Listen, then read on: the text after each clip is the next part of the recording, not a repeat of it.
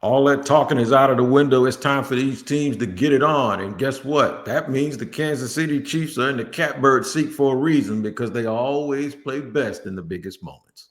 The barbershop is open and Tony Wiggins has a chair for you. He's ready with some real NFL talk.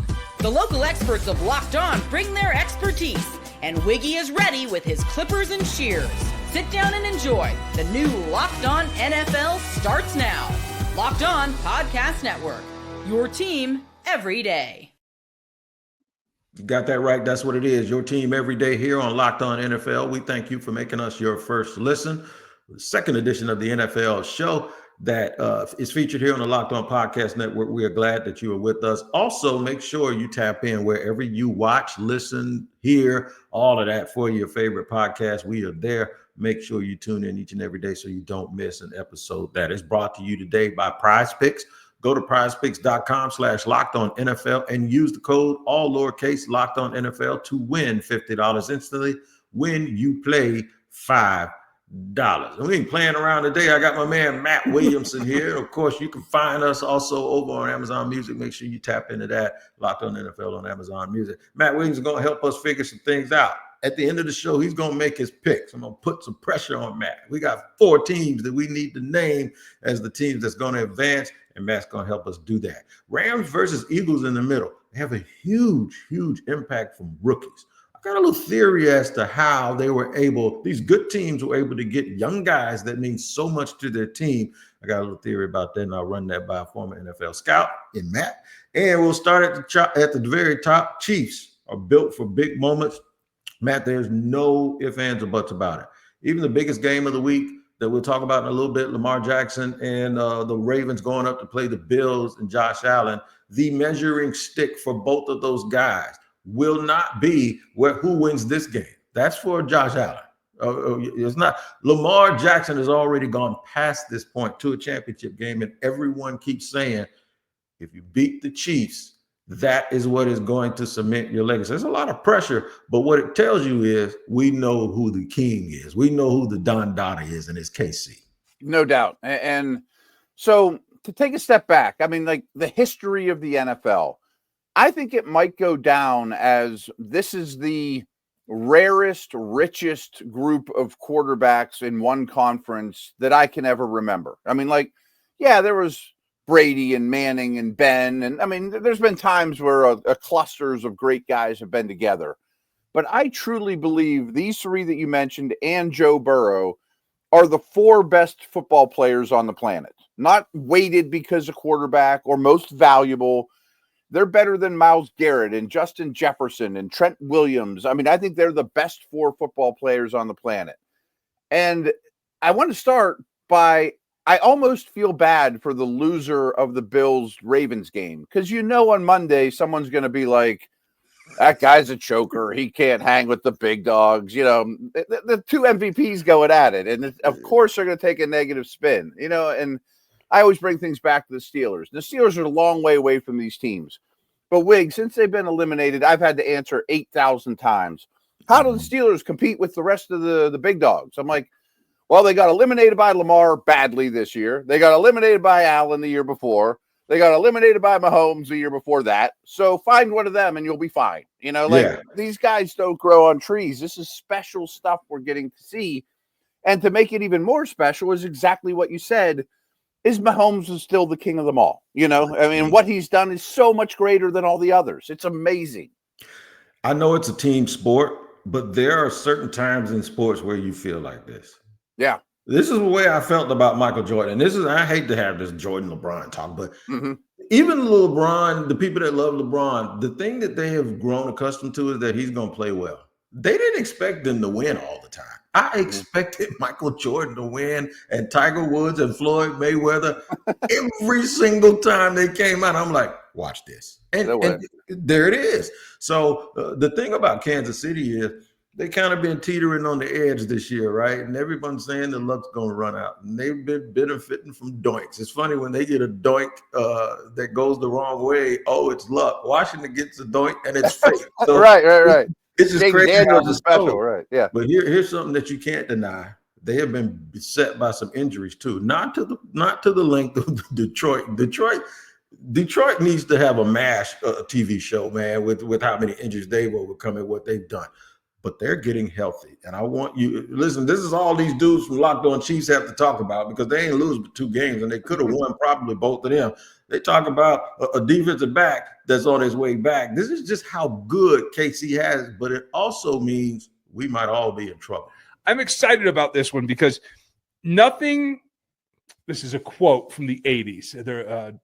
I love it when a plan comes together. That's the quote. And this is the way that it's happened, right? All season long, we've been talking about, hey, you might get Hollywood back. You might get X back. Ameni, who's going to be here. Maybe they can get Jalen Watson back. Well, today we find out that they do intend to activate him. He is listed as questionable for this ball game. Doesn't mean he's going to play, but it means he'll be available. And that is a big step forward for this defense.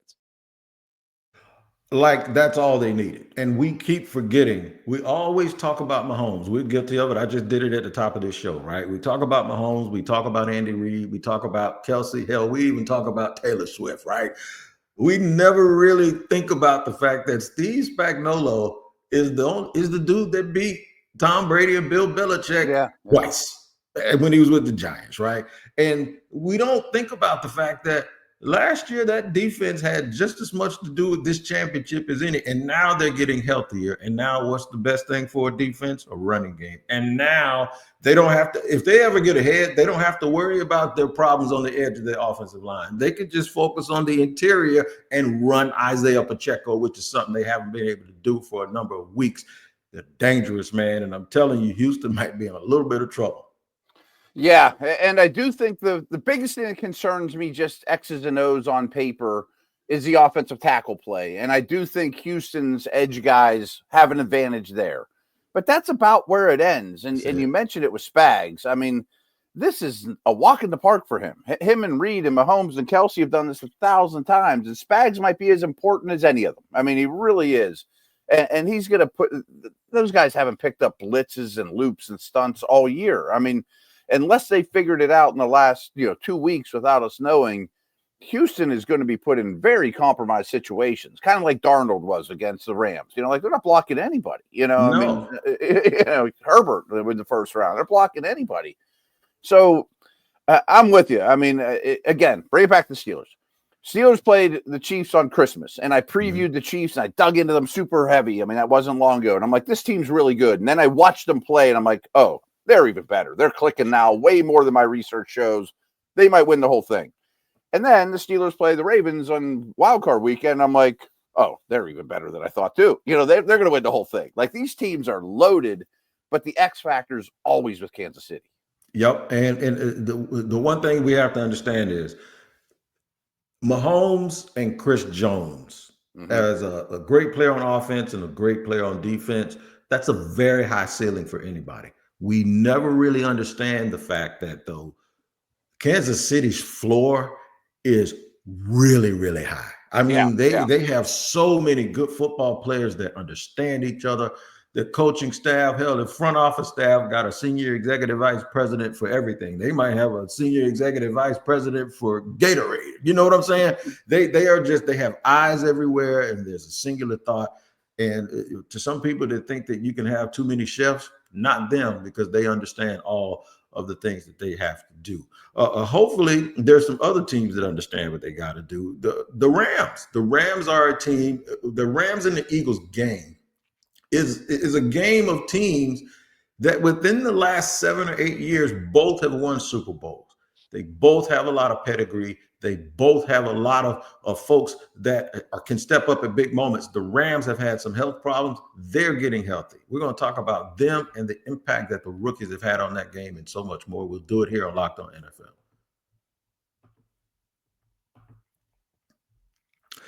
Today's show is brought to you in part by our friends over at Prize Picks. It is playoff time, and if you're like me, you want to make the most of these final weeks of football action.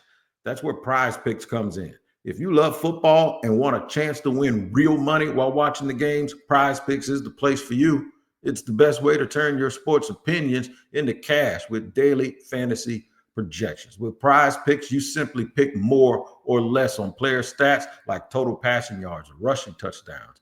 Don't get mad at Saquon Barkley, man. He'll if he gets it this time, he's going to take it in for you. Don't worry about that, right? And you can win up to 1,000 times your money if you make the picks correctly. You can make your picks in less than 60 seconds. And whether you're looking at a flex play to boost your payout or want to cash out quickly, Prize Picks has got you covered. Here's a special offer for Locked On NFL listeners. Download the app today. Use the code Locked On NFL to get $50 instantly after you play your first $5 lineup.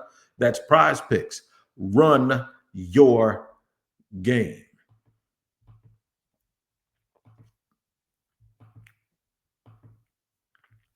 We are rolling along here on Locked On NFL with Matt Williamson, our Friday expert, here on the PM version of the Locked On NFL show. Hopefully you checked out Tyler Rowland early. If you didn't, always go do it. Tyler Rowland knows exactly what is going on around the league. So do we.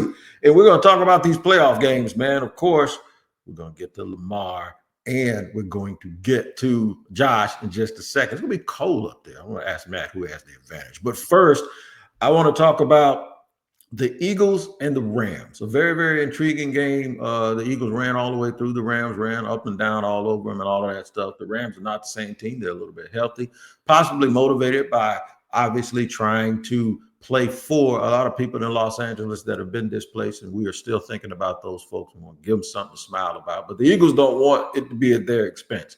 One thing that I noticed about both of these teams is that they would not be here if it had not been for rookie output. The Eagles with their defensive lineman and Braden Fisk, and of course Jared Verse. And then on the other side, man, Cooper DeJean and my man Quinon Mitchell from Toledo, who I loved in the draft. They've had impact. My personal feeling is when you're a real good team, you can always pick the best player available. And sometimes that lines up with a need. And that's exactly what happened with both of these teams, Matt. Yeah. And boy, I have great respect for these organizations. I mean, Philly is top-notch, high class from ownership on down. They're always the top of the league in, cash spending. They never cut corners. If there's a need or if there's an issue, they address it drastically. We're not happy at corner. We're going to get two. We're not messing around with this stuff.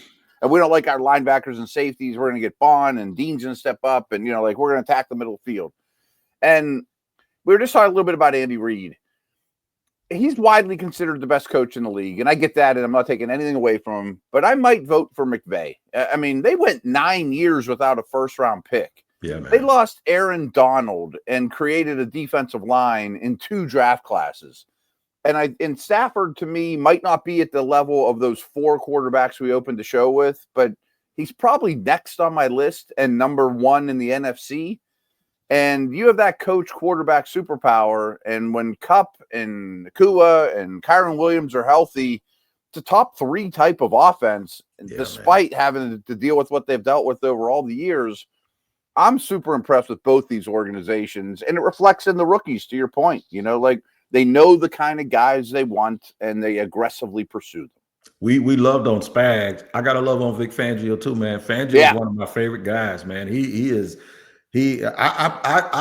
did think when Harbaugh came back that he was going to go get Vic Fangio for San Diego, or for the LA Chargers. But Fangio kind of has his number a little bit, and what Fangio has at his disposal are those DBs that we talked about. By the way, Cooper DeJean, and they fit Philly so good. Mitchell, they absolutely fit that team. And the thing that they have is, I'm going to say Gene now, but it's not Jean, it's Gene. They play big at big moments when their team really needs them. There's been a drought for interceptions in the playoffs. You know who broke it? Listen to this from a man, Lou DiBiase at Locked On Eagles. But a cornerback, especially a rookie in the playoffs, you have to have a short memory. You got to keep your confidence. You got to have that poise and that bounce back ability. And Q showed the maturity and the bounce back ability, the short memory against the Packers, where he gives up a deep pass interference. It sets the Packers up 1st and goal, and they go right back after Q 2 times in a row. What does Quinon Mitchell do? He forces 2 incompletions in the end zone and makes the Packers settle for a field goal. And then he gets the game-sealing interception. That kind of poise for a rookie cornerback out of Toledo is so impressive. Being a rookie corner in the playoffs, that is no easy task. It is not easy, Matt, but I tell you what, it reminds me of another basketball analogy here. Sam Cassell back in 1994 hit some shots against the Knicks, and they asked him about being a rookie. He said, "I've been playing basketball my whole life. I ain't no rookie." And we know what he means. But there are some guys and there are some teams that are really good at identifying the guys that they know that have certain characteristics that they're going to be mentally tough and you are not going to break them. And Quinon Mitchell is one of them, and he plays for a coach that's just like that in Vic Fangio. Yeah, it's a great point. And he's not the only corner in this past draft that has the size, speed requirements or the combine numbers that you desire for a first-round pick. But then you start going to the tiebreakers. And I have a scouting background, and obviously I didn't walk into Toledo as an area scout, but they did. But I got very familiar with Mitchell at the Senior Bowl, and he was a small fish in a big pond there and quickly showed he had he's lined up against number one receivers time and time again. He's going to the front of the line, the cornerback drills, like stood out. And the one-on-ones at the Senior Bowl is not easy on corners. There's no pass rush. There's no safety help. And he's the man, and I'm sure that's when the Eagles just fell in love with him. And then bring him in for a visit and realize none of that stuff's BS. I mean, that's who the guy is. You trust him. And speaking of the Senior Bowl, I'll be there this year. Hopefully we bump into each other if you're going. But I'm planning on it, yeah. I am planning on it too. And the year that I was there, I saw a kid out there lighting it up. And the kid I'm going to mention has the same gene. Cam Taylor-Britt. I said, that kid from Nebraska can play, man. And now look at him up in Cincinnati. He's a really, really good player for them. And the same, there's a real skill to being able to identify the type of people that are going to do the things that you can't see on stat sheets and things that you can't see on paper. So I'm looking let me throw something in because I learned this quickly because I was only a scout for 1 year with the Browns. We were terrible. I was basically in my rookie year.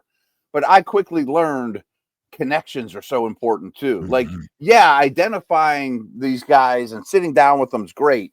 But having someone, maybe it's the lunch lady at Toledo or the dude that mops the floors, like these guys that go into these schools, the area scouts that never get any love, and they bring their donuts at 5 a.m. and they wait and they watch practice and get to know everyone they possibly can. There's a reason some of these organizations flourish because of the guys behind the scenes that are doing the legwork too, And I know a bunch of those dudes, man. Yeah. A bunch of guys eating sandwiches, wearing wrinkly clothes and calling her. I'm going to tell you how I knew one or two people right in the scout department. Man, do you know how I started getting to know many more of them? Buddies of mine would give them my numbers and they'd be like, "Hey, man, I'm in Fayetteville, North Carolina. You know any good barbers?" I promise you, that's how this started. People were asking me, "Hey, man, you need to refer me to a good barbershop or something." That's how I makes sense. Like 10, 12 people I know that's in the scouting world, and a lot of them have actually moved up. And sometimes they don't answer my calls no more, but that's all good. Big game. Let's not even bury it anymore. They're calling it an upset if Baltimore goes up there. I don't think it's going to be an upset. I think Baltimore is one of the 3 or 4 best teams in the league. But I will tell you this, going up to Buffalo isn't easy. It's really not easy when it's real cold outside, even colder than Baltimore, Maryland, that's right on that Chesapeake. I'm going to ask you to think about this when I'm going to play this clip from the squad shows with Kevin Oestreicher talking about the upset that Baltimore has to do. But I'm going to ask you to think about this and ponder this and give us an answer. Who does the weather stylistically benefit? But first, here's Kevin Oestreicher. Lamar Jackson versus Josh Allen. It's the sexiest game on Sunday, probably the sexiest game this weekend. 2 MVP candidates. Nice. How do you see this one matching up? Yeah, this to me is 1,000% the game of the week, and one that I think a lot of people, both in Baltimore and in Buffalo, wanted. But I think the thing with Baltimore versus Buffalo, it's going to come down to how well Baltimore can run the ball against Buffalo's defense. And Baltimore struggled with some physical defensive fronts this season. Buffalo's a smaller defense. They have smaller defensive linemen. It's funny because when you look at the top 3 seeds in the AFC, people almost think it's like a triangle of teams that match up with each other. People think Buffalo matches up great with Kansas City matches up great with Baltimore, and Baltimore matches up great with Buffalo. It's like that triangle, like solving equation. So with Baltimore versus Buffalo, I agree with that. Buffalo's run defense wasn't great all season. They were 19th in the league in terms of net yards per attempt.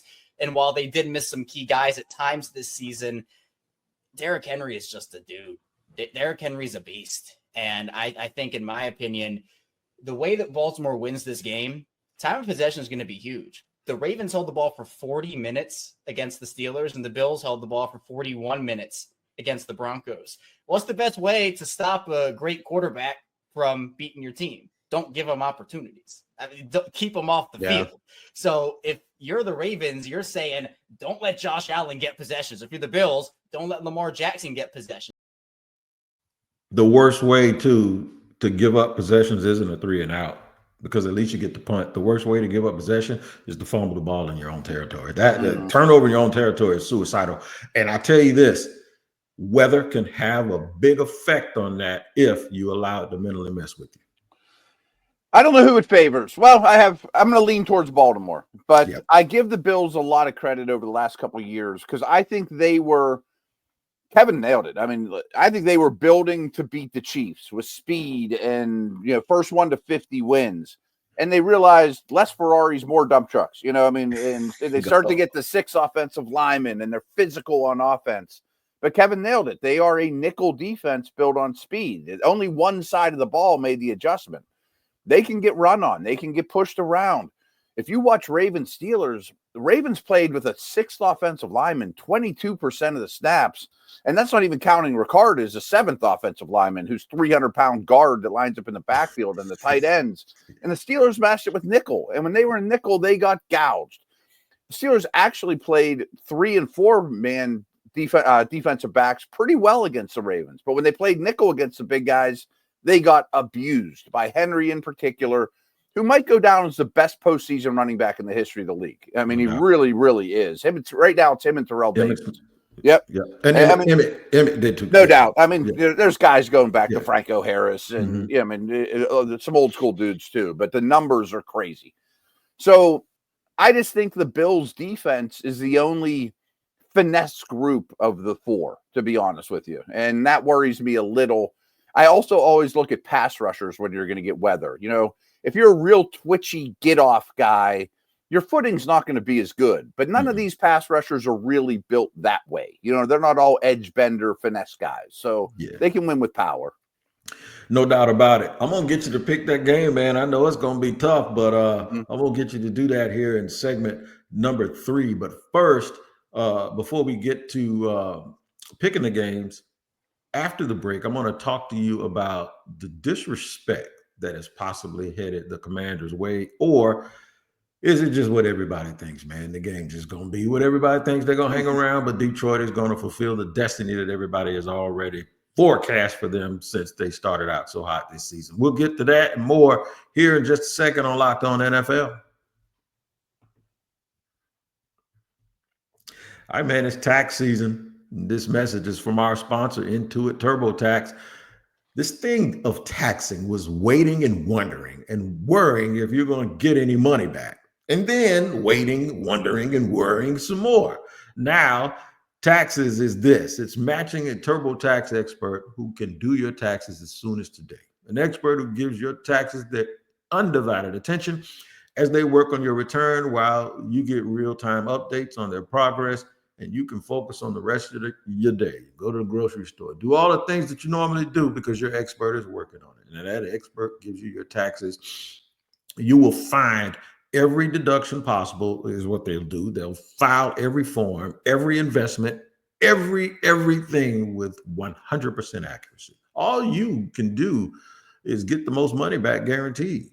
That's right. No waiting, no wondering, no worries. This is what taxes is. Get an expert now on TurboTax.com. Only available with TurboTax Live, full service, real-time updates only in iOS mobile app. See guarantee details at TurboTax.com/guarantee.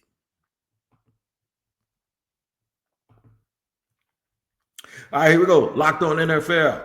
Last show before the big games this weekend. One of the big games also involves the upstart Washington Commanders, who, there you go again, another rookie that looks like he's been playing quarterback his whole life, baby. He's got a tough task this week because he's playing against a whole bunch of resilient people that everyone believes their destiny is to go back. It's the only team in the NFC that's in the Final Four that was there last year this time of year. and they absolutely got back to their business. And now the Detroit Lions host the Washington Commanders. It seems to be a little disrespect in the eyes of Locked On Commanders host David Harrison. Listen to this from the NFC and AFC Squad show. Look, here's the thing. I'm not even going to sit here and tell you that the Washington Commanders are going to beat the Detroit Lions, okay? But the Washington Commanders have a top 6 scoring offense in the National Football League. Their defense just held a top 5 scoring offense during this season to 20 points in a playoff game on the road. Tampa Bay Buccaneers are not as good as the Detroit Lions. Got it. Jameer Gibbs better than Bucky Irving. Amon-Ra St. Brown. I don't know if I would say better than Mike Evans, but certainly a different type of dynamic player. Jameson Williams, better than Jalen Millen, all that stuff. I got it. Okay. Yeah. However, the fact that the Washington Commanders are 9.5-point underdogs when the Houston Texans are 8.5-point underdogs against Kansas City Chiefs is absolutely That's kind of wild. I mean, I know that the Chiefs have not been like the same Kansas City Chiefs, but that is where the disrespect comes in here. I do think it's a lot. I think, in a playoff game, in any point, like these two teams are not that far apart. I do think that the Lions should be favored, and I think by a healthy amount. But it is still a playoff game. It is a little bit disrespectful, I would say. I would say though, it's probably more about respect for Detroit, and they're playing at home. A touchdown, I would say, would be fair. In a weekend where we watch Lamar Jackson go head-to-head with Josh Allen, we see Patrick Mahomes. It will be Jaden Daniels' name that we will be discussing on Monday after the division round for the most impressive performance in the divisional round weekend. Ross sounds like he was ready to make a huge prediction right there. But I tell you what, they're right about this. I told David Harrison the other day on the show, I said, look, don't you let Dan Campbell suck you into going for it because you think you got to keep scoring. Yep, that's a big mistake people make, man. Minnesota did it. Remember Minnesota did it in that last game? But then Harrison hit me with this. Washington's 23 out of 28 on 4th downs for the year, and it blew my mind. It blew my mind. So it just may come down to the thing that Washington has to understand is they won it. Didn't Detroit win a game when Goff threw 5 picks this year? Or they were yeah. I think if they didn't win it, they almost won it, right? So my thing is this: they are not gonna stop coming. They're that pit bull. They're gonna latch on and latch on and latch on, Matt.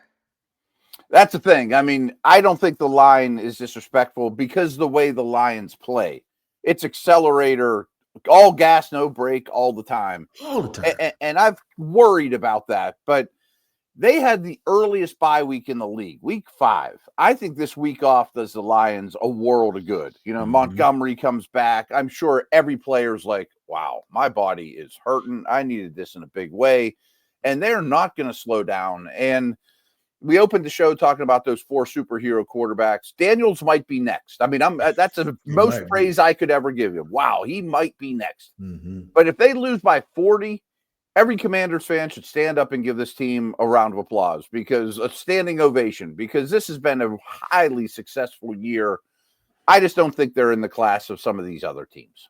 Yeah, I think they need another round of free agency and another round of drafting and just another round. And it looks like Cliff Kingsbury, since he said that he's going to wait until they're not playing anymore to interview, that might allow them to have even the consistency in the coaching staff that sometimes you don't get when you are an upstart. All right, man, I can't wait no more. I gotta go to it.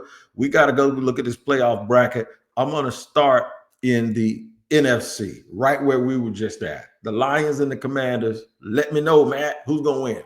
Yeah, I like the Lions, and I do think they cover that number and just pour it on, which is fine. I mean, it's still a really, really good year for the Commanders. It is a very, very good year. So if they do that, they'll get back to the championship game, which is where they were last year, where they actually outplayed the 49ers, but still lost because the 49ers had that DNA.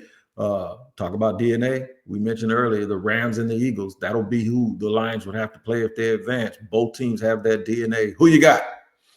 I'm taking the Eagles, but this line seems out of whack to me. I mean, I think the Rams will hang around. You got the coach and quarterback advantage. I think this is going to be one of the best games of the year, to be honest. I think it's going to be one of those games too. And I tell you what, I think if there's an Achilles heel in this game, it's Jalen Hurts. And I know that's hard to say because that kid is like a top 10 quarterback. But I do think that dynamic between him and AJ Brown, and it can get kind of funky sometimes, right? So, we'll have to see how that works out. I'll pick the Eagles to win, but I don't think it's going to be pretty. All right.